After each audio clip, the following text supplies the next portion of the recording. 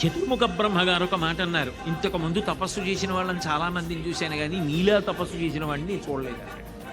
ఎందుకనంటే అసలు శరీరం లేదు, చర్మం అంతా తినేసాయి కీటకాలు, రక్తం తాగేసాయి, ఏమీ లేవు, ఎముకల గూడు ఒకటే మిగిలింది.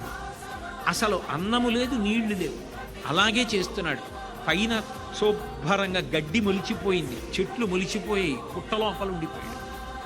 ఆ ఘోరమైన తపస్సు నుంచి వచ్చేటటువంటి జ్వాలల చేత లోకమంతా ఆక్రమింపబడుతుంది. తట్టుకోలేక దేవతలందరూ వెళ్ళారు. ఏదో ప్రళయానికే చేస్తున్నాడు రాక్షసుడు, సద్బుద్ధితో చేయడు. కానీ తప్పదు, దేనికిచ్చే ఫలితం దానికి ఇవ్వాలి. ఇంత తపస్సు చేశాడు, మీరు అనుగ్రహించవలసిందే అన్నారు. బ్రహ్మగారు హంసవాహనం మీద వచ్చి దిగి ఒక్కసారి పిలిచారు, హిరణ్యకశిపా అని.